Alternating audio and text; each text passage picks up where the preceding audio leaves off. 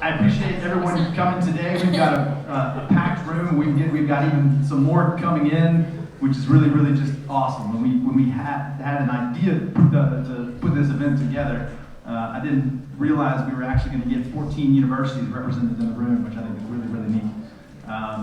And so, we have universities from here in Kentucky, from Indiana, from Illinois, from Ohio, from Tennessee.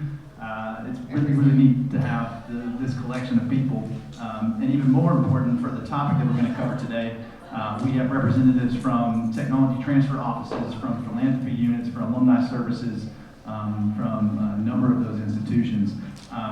We did not put kind of on name tags or anything where people are from, but I encourage you just to kind of reach out and do some networking today, to talk to people across the table from you, and you'll meet some of your counterparts and people from those other offices and other of the institutions.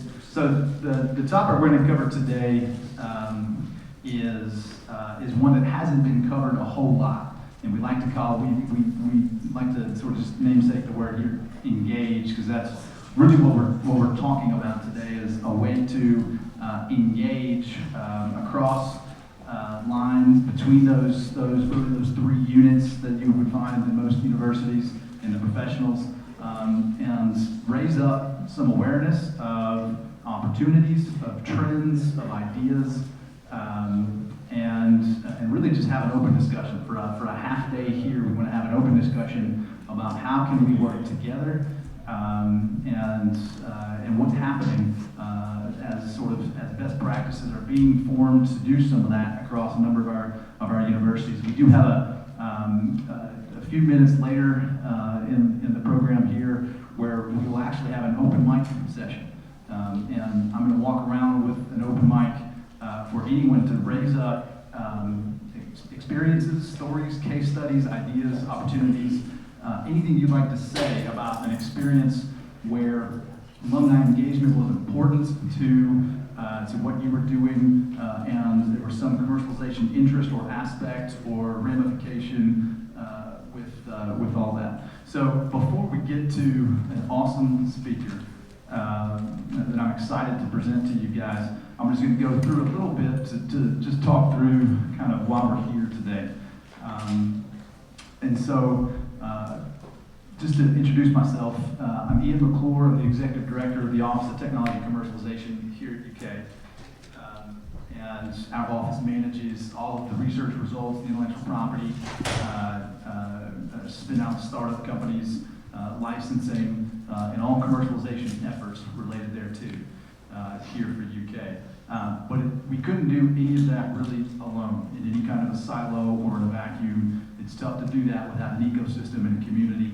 And what we're going to talk about today is what we believe to be a very important part of that community and that effort and that ecosystem, which is our alumni network. This is what our alumni network looks a little bit like. We've got 153,000 alumni with bachelor's degrees, almost 50,000 with graduate degrees. An important point that 90% of our PhD graduates actually leave the state. Something that we're going to focus in on, I think, through some additional discussion today, is what we can do about a boomerang effect as we bring talent that might go to more entrepreneurial environments or seek out those experiences in their career and have an opportunity potentially to come back and bring that talent to us. But let me dig into that a little bit more. Here's just another snapshot of what that alumni base looks like. And the point to grab here is that 37% of our alumni are actually out of the state. We're a large state institution here. And as you might expect, a majority of our alumni stay here, but a good 100,000 exist outside the state, in some of your states. Important. And as you also might suspect, a good number of our graduates reside in our two largest cities, Louisville and Lexington, or up in Covington, close to Cincinnati, across the river. But what you might not also suspect is, as I put these red boxes around where some of our alumni are, you might notice that these are what I would consider sort of entrepreneurial environments, right? We've got Boston, New York, Orange County, San Francisco, San Diego, Seattle, And let me talk to you a little bit about why we think this is important. And this is going to be probably no different for most universities and where your alumni base resides. Here's why some of this is important to us. This is a snapshot of something that I've presented a few times about the innovation network that we are in, and all the universities here are part of this network here, because this is really kind of a regional discussion sponsored by OVALS, which is the Ohio Valley Affiliates for Life Sciences, a group of universities here in the Ohio Valley region. We get together, our tech transfer offices, to do some best practice talking. So this region, this innovation region, actually is critical to that group of schools and all the schools here.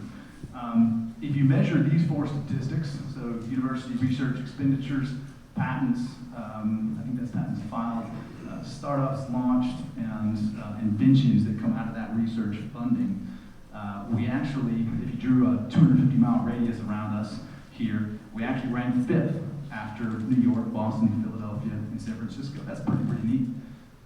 So we know we're in an innovation region. But there's one thing that's missing from our region, and at least as a consolidated space or a dense space, and that is a talent-rich region. And that's what you do find in some of those other places. And not just talent, but you also find a capital gap in some of that, right? So here's a snapshot from Refinery Ventures and PitchBook as they look at just where angel and VC capital resides. And some of this is not going to be new to a lot of this, but it's interesting as you overlay where good portions of our alumni is. I go back to that slide where you saw some of our alumni that are out of the state. That's a good 10,000 plus that reside in exactly where these bubbles are, right? And so that's a pretty good number. And so we've done some things to look at how can we bring, and we don't view that just as sort of course, not all 10,000 of those are participating, right, in this angel and VC capital, these bubbles here. But certainly there are environments that I would consider things like risk tolerant or entrepreneurial and have experiences that would be really important to our commercialization process by way of talent, mentorship, coaching, and other types of engagement. So here's one example of something you're going to hear a little bit more about. A number of universities in this room have helped participate in the building of something that we call Executives on Roster. It's a platform we built where we try to match talent from some of our alumni networks that actually reside in those places or here in our communities to some of our university spin-out startups. A really neat engagement. Something else you're going to hear a little more about later today is an event that we've held here at UK where we have actually intentionally brought some of our entrepreneurial alumni back to us to have an event right here on campus, and we presented some of our startups and technologies to them. We had them present to our faculty, entrepreneurs, and students. A really neat event. And here's why those types of things we believe are important in the discussion we're going to have today. Is important to all of us. So there's a trend that you might find interesting, not just these gifts or the amounts, but actually the years in which they were given.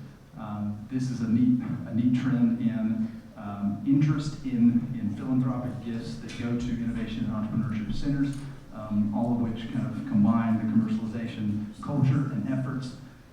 Big gifts here, right? The Heinz Institute, Magnuson, the Knight Campus, and the Polsky Center in Chicago are all examples of these types of gifts.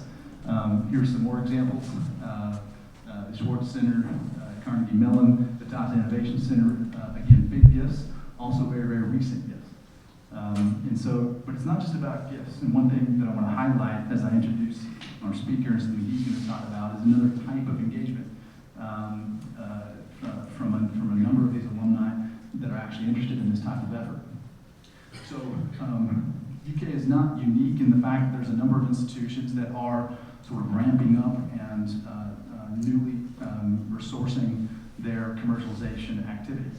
We've seen huge momentum here from UK just in the past couple of years where we've really significantly increased our commercialization activity from inventions, patents filed, licenses executed, startups spun out, which is all fantastic. But there's really one thing that's always missing to get a lot of our technologies at early stages to a much more advanced stage where they can actually meet market demands and products and de-risking. And oftentimes that falls on capital and access to that capital.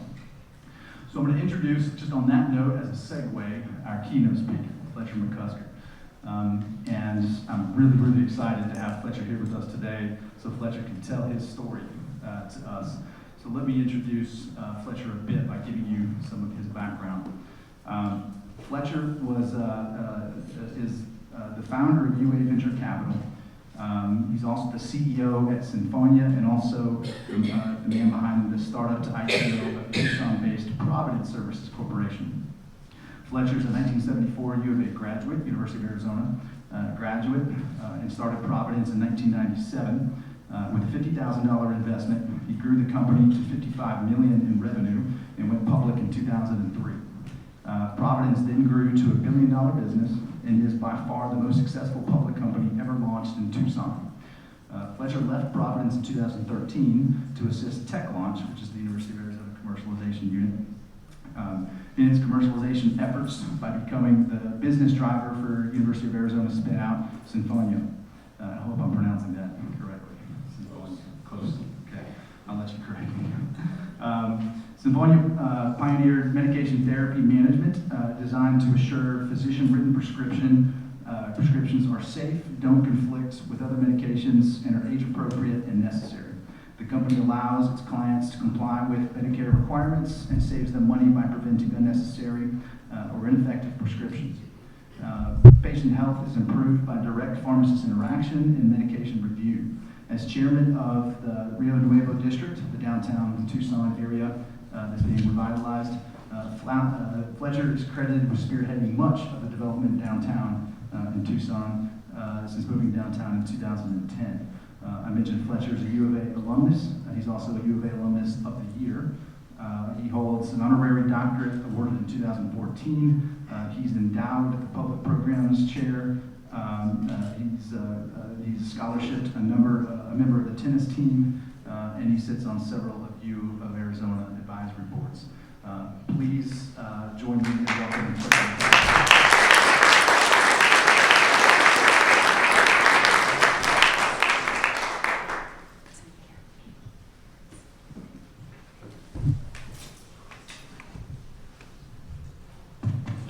Thank you very much. Good morning. Indeed, morning. It's 5:30 my time.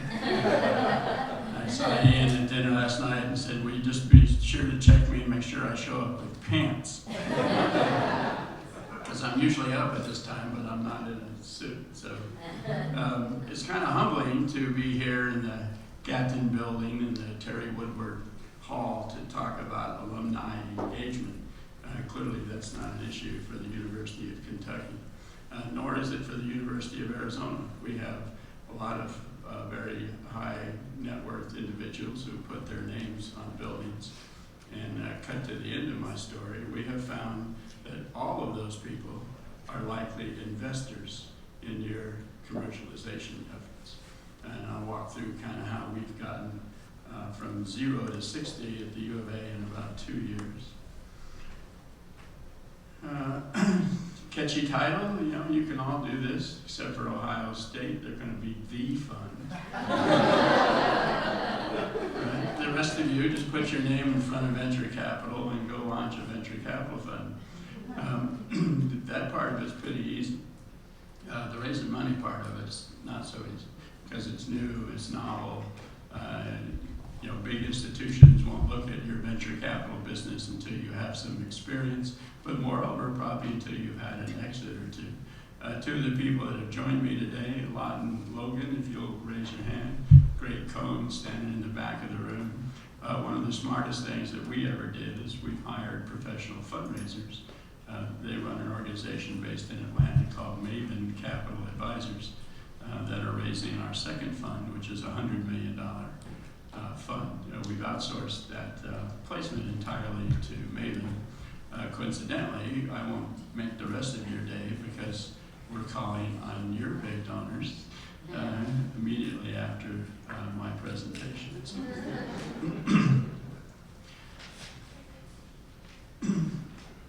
This is a strategic initiative statement from the president of our university. It's important that you know that a few years ago, if you were a University of Arizona faculty, you did not benefit from your IP. It was in fact illegal. We're a land-grant university, not unlike many of yours. However, as an employee of our university, your intellectual property belonged to the state. So we had kind of serious brain drain from our innovative inventor community that would take their patent or their idea or their company and go to Caltech or Colorado or Michigan or Stanford, someplace where they could personally benefit from their invention. We were privileged to be involved in changing that just a few years ago. And you heard Ian mention Tech Launch Arizona. This is all new for us literally within the last 4 years. We got the law changed. We brought in David Allen from the University of Colorado, who ran the tech transfer division in Colorado. The Colorado area, you probably know, is one of the most prolific spin-outers in the country. There are 65 University of Colorado spin-outs in Denver alone. So we wanted to attract someone that could be tenacious and help us stand up a tech transfer division. David has since retired, and our tech launch now is run by Doug Hotstad, who came to us from Michigan's tech transfer office. And this is authored by, come on in, this is authored by President Bobby Robbins. The reason I'm probably not retired, and the reason that Arizona's become so tenacious at tech transfer and commercialization, is due specifically to President Bobby Robert Robbins. Bobby came from Stanford. He's an inventor. He owns 30 or 35 patents in his own rights. He was a cardiac surgeon. He ran the Texas Medical Center in Houston. We pleaded with our regions to change our president's job description. The University of Arizona has enjoyed 6 presidents in the last 12 years. All of them have been academic. So we were pretty well tired of that and asked the regions to drop the requirement from our president that in order to be the president of the University of Arizona, you had to have been a provost. So we attracted only academic leaders who had experience at another school. They dropped that requirement.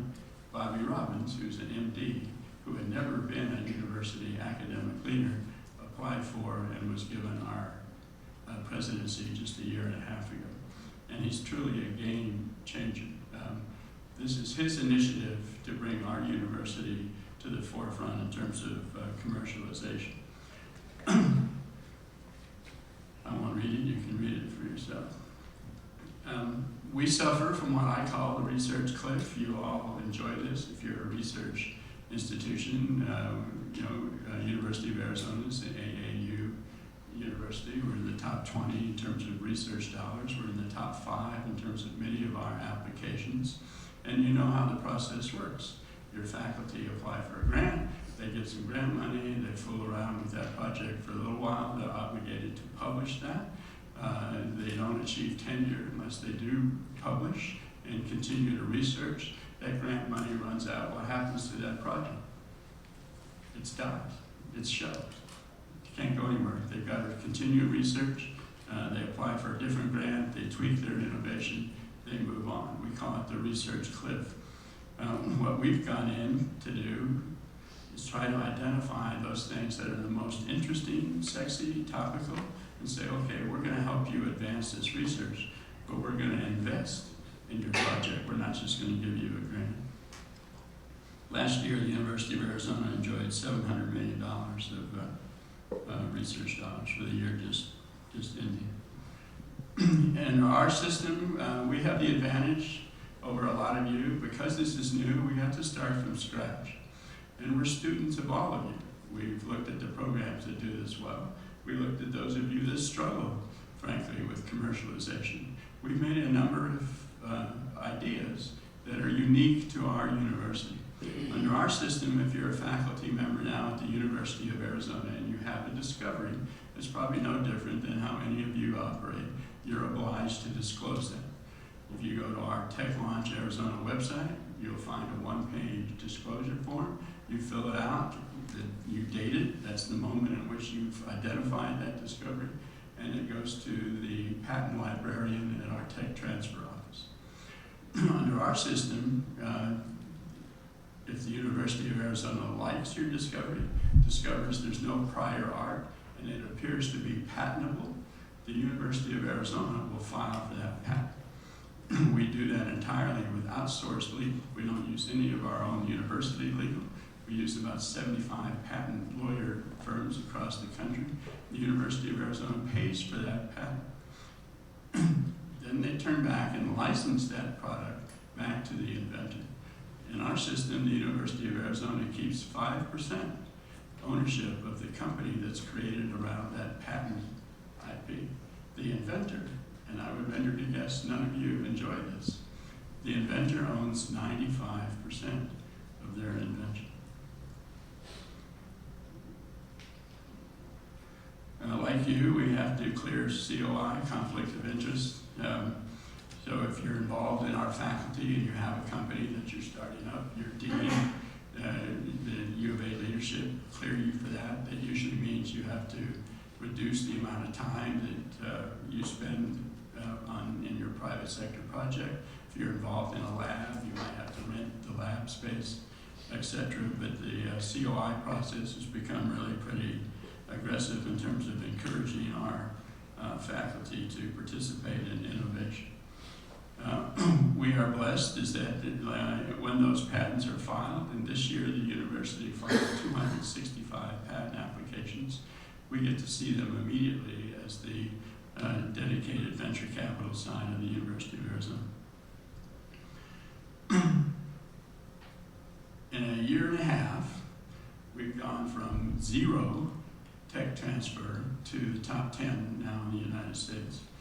A large part of that is because of our president, but a large part of that is the robustness of our innovation community, the faculty inventors who are now encouraged to invent. We believe we'll file something in the neighborhood of 400 to 500 patents in the new fiscal year. Last year we issued 100 licensing agreements. Our dedicated venture capital firm invested in only 11 of those companies. And I'm going to go through those with you so you can see how we kind of think about inventions and how they appeal to possible strategic partners. At the end of the day, we're trying to create an exit.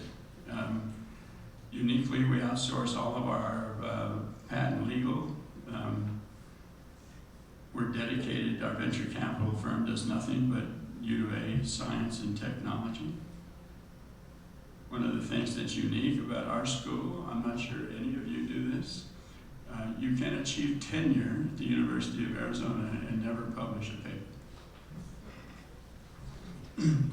If you're involved in the startup community, you're engaged in startup companies, you're an inventor, innovator, it puts you on a tenure track.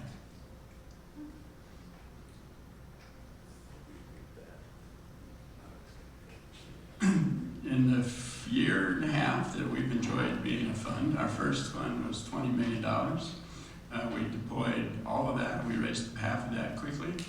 All of that, by the way, from alumni and boosters. And that enabled us to deploy that capital quickly to some very interesting companies.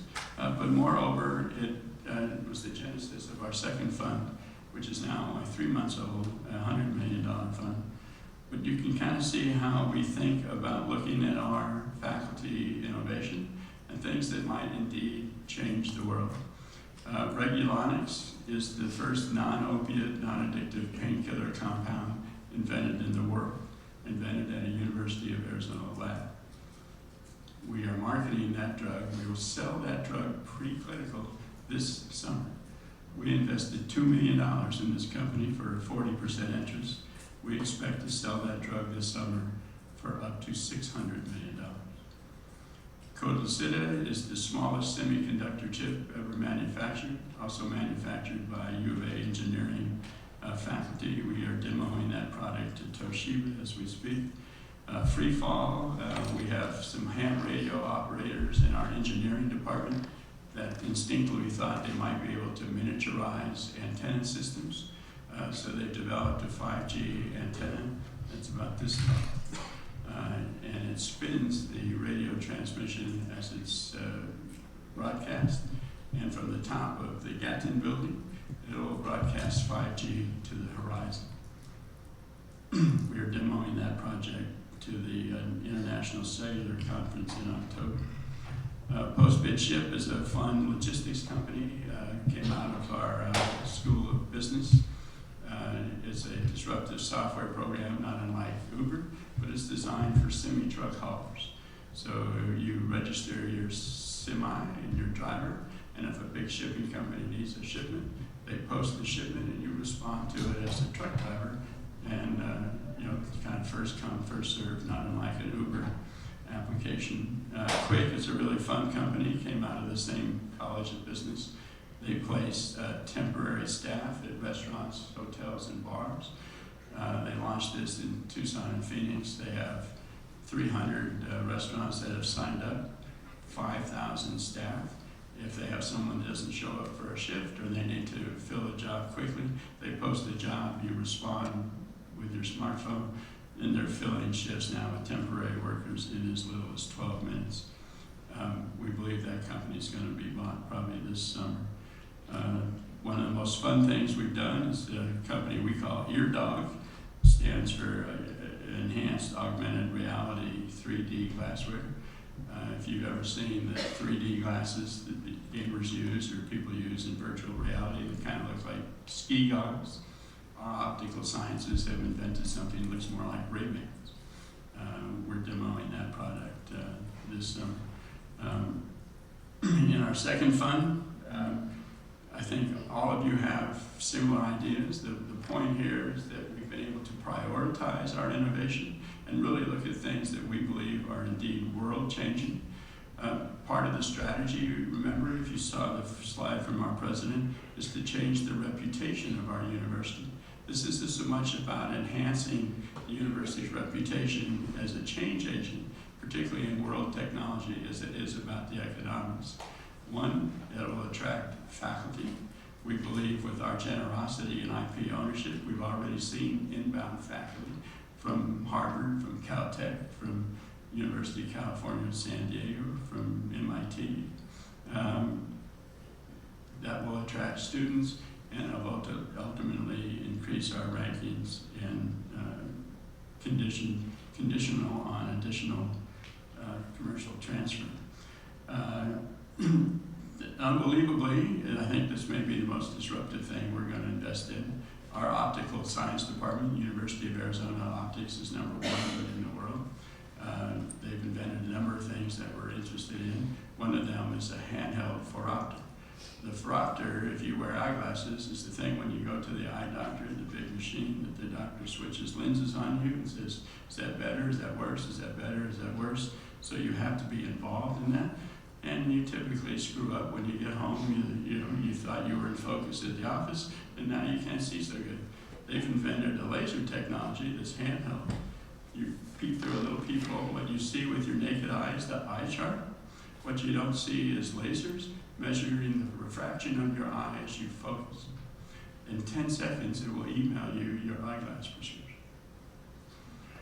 We just invested $2 million in that company. We expect that company could also be a quick exit this summer. Out of the optics department, we've invested in the most powerful UAV light invented. It's 5 times as powerful as any other UAV scanner. If you're in the semiconductor chip business, you use UAV light to scan for imperfections in your chips. We're demoing that project to Intel.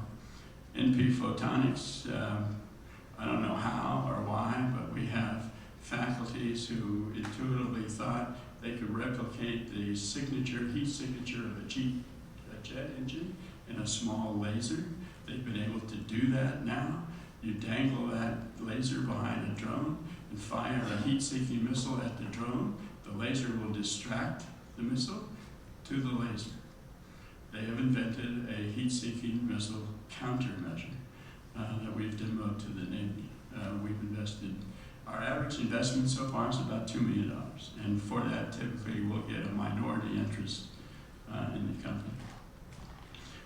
If you suffer from sleep apnea, I do, a lot of you do. We have a U of A physician, chemist, civil engineer who may have invented the cure to sleep apnea.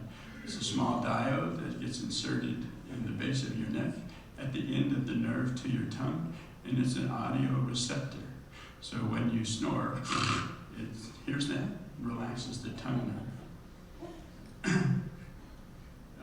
Our partner in this project, will surprise you, is ResMed, the largest maker of CPAP in the world.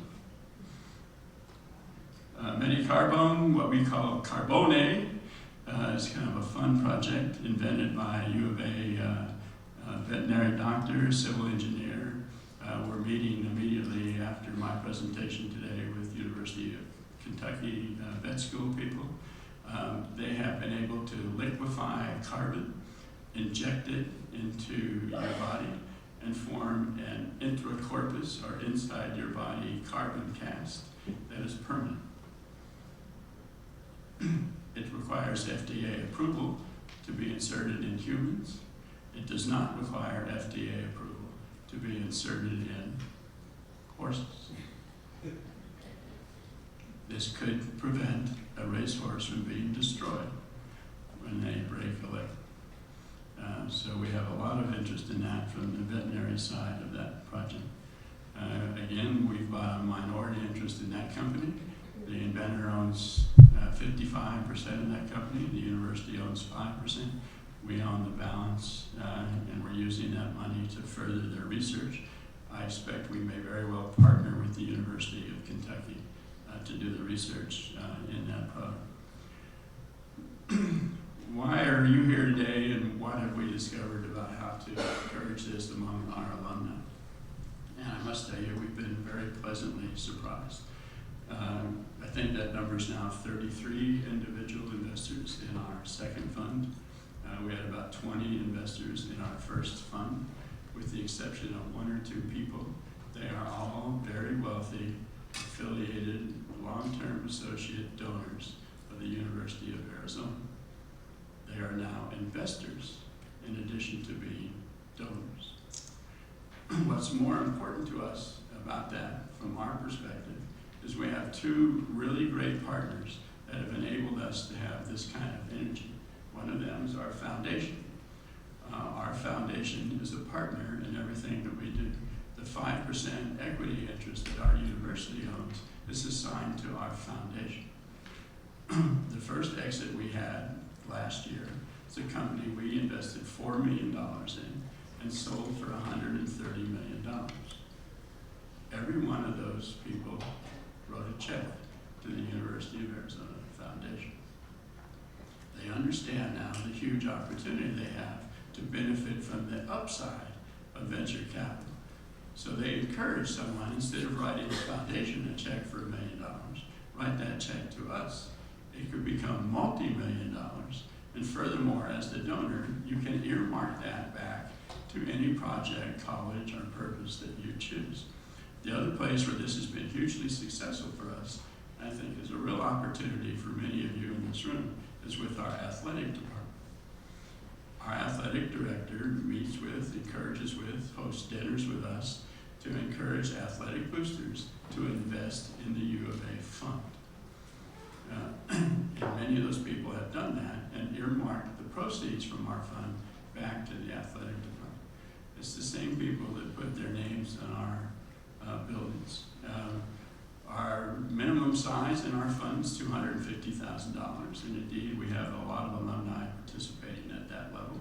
We also have alumni that have written us checks for as much as $1 million, $1.5 million or more, who are participating now in our fund. And we're very engaged. You know, the foundation's engaged, the president's engaged. President Robbins flew to Atlanta with us when we met with 65 Atlanta-based donors. He's entertaining people next week that are coming to the university that are prospective donors. We're going to Houston with the president of our university and the president of our foundation here in a few months to continue to solicit donors. We have found this, and the foundation will tell you if they were here, this is opening doors for them that they otherwise would not have opened. I don't know how many buildings you can sell, and how many names you can put on a building, or how many basketball seats you can give away, but they have found that this is an interesting way to engage donors, particularly successful business people, in a way to participate in the university that furthers startup activity, creates wealth for the faculty inventor, and also raises the reputation of the university. So that our foundation is probably our greatest partner. Ian wanted me to save some time for questions. I think we're pretty much on track. I'd be happy to do that. I think the takeaways from us are we believe your alumni will engage as investors. We have seen that time and time again. I don't think we've been thrown out of anybody's office as this is the stupidest idea that you've ever brought to us. Those investments range from a few $100,000 to several $1 million. It's enabled us to have a fund dedicated to our school and to its faculty. And moreover, it's opened doors that historically have not been open to our foundation. And I'd be happy to answer any questions about how we're doing, how that might apply to you. Fletcher, I have one question. I'll kick it off for others. One question that I think a lot of people here might be interested in is when you raised the first fund, even though you're on your second fund now, how did you get started with the introductions going out to some of the donors?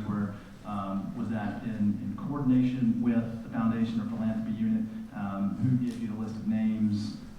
That approach? The first fund was harder, in fact, than the second fund in terms of that.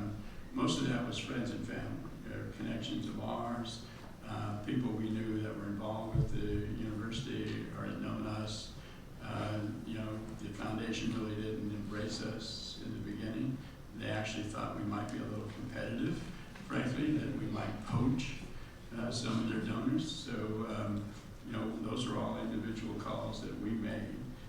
Once the word got around about what we were doing, who was involved, but moreover the kind of investments we got, and then the university elected to make the foundation an equity partner. The foundation at some point embraced us and opened up their donor base to us. So we've hosted several meetings, dinners, where the foundation is the host and we're the presenter. They've maintained their mailing list. They won't share it with us, but they've invited everyone on it to take a look at the fund in terms of a chance of participating with our strategy. The president has made this a personal mission to raise the fund and does a lot of the work himself. Our tech launch division also has made a point about they do a newsletter and a magazine, kind of an update, and the Alumni Association has included this in all the alumni publications. So now we've reached, we have as many alumni, I think, as you do. We've probably reached out to all of them. That's the incremental or additive nature of it, I think, is very important. The ability to earmark proceeds and things like that back to the university, I think that's key. Any other questions for Fletcher? Yeah. When you have your donors into the fund or your investors, do you engage them personally as well in any way? It depends on their interest in being engaged. We have found that almost all of them want to meet the faculty, hear about where their money's going. We host an annual event coincidental to homecoming, where we invite all of our investors to come hear from all of our portfolio companies. Our homecoming's in October, and at that event, we had 100% investor participation. So indeed, they're eager to learn. We're eager for them not to meddle, but they really seem to enjoy hearing about what we're doing and celebrating the success that we have it. And they introduce us constantly to other donors.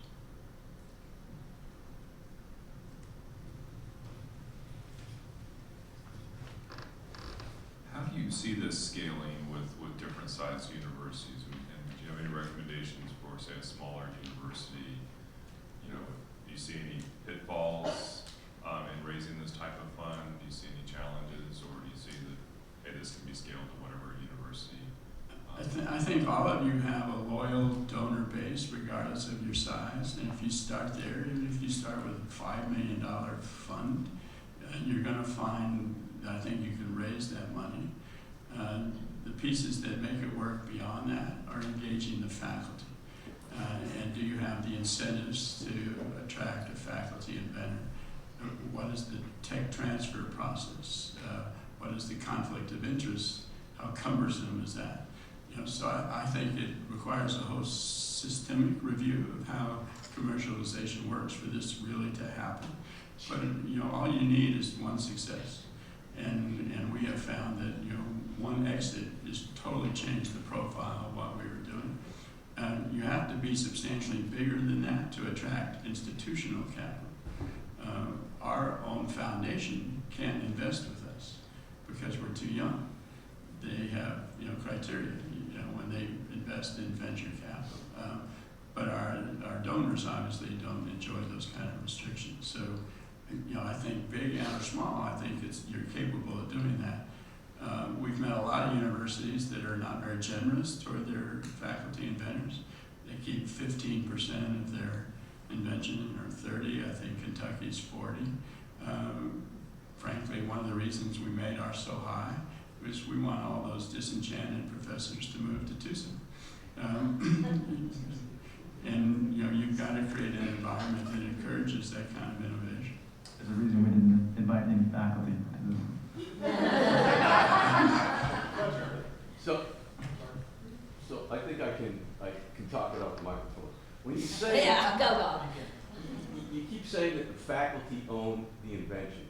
The faculty don't own the invention. The faculty own a portion, equity in the company that you form. The university owns 100% of the invention.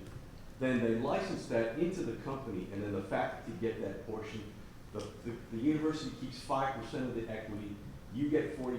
The faculty gets 55%. That's really what you're talking That's about. exactly right. Yeah, the IP is applied for and owned under the ownership of the University of Arizona. Right. And The so licenses are perpetual.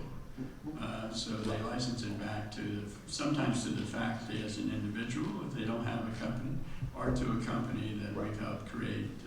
And you're exactly right. And in those licenses, is there an anti-dilution clause for the university to some level, and a royalty stream coming back to the university in the event of sales? It's not standardized.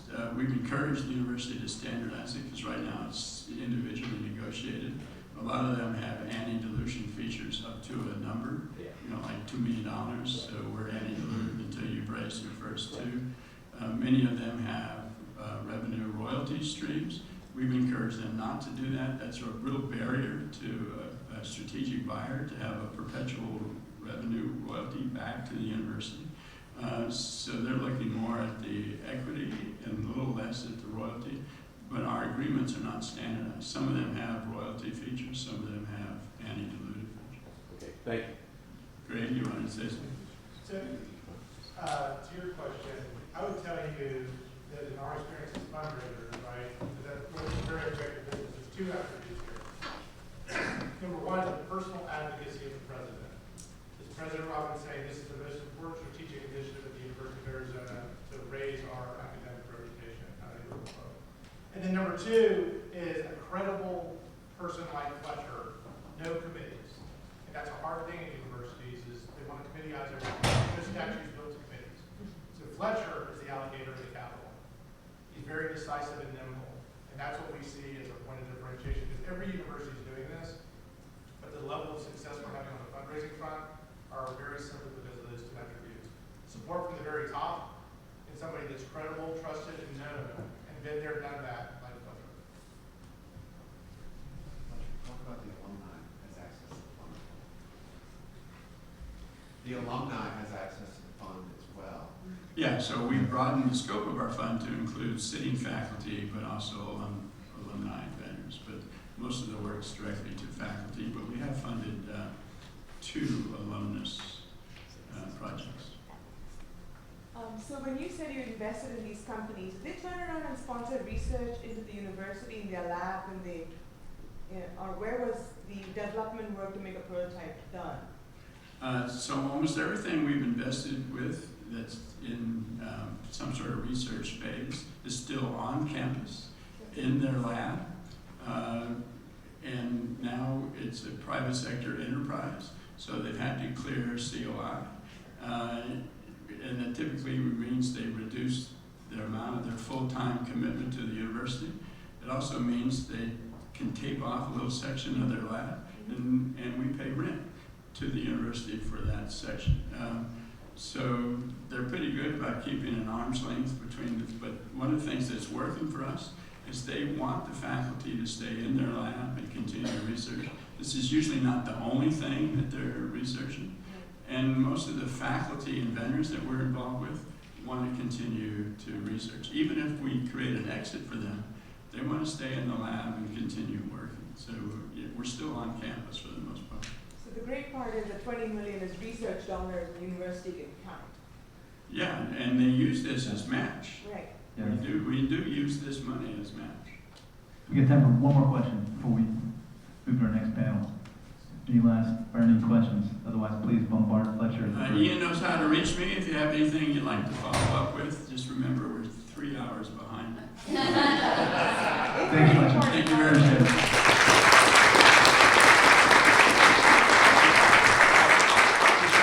All right, our next panel can come up and take their places.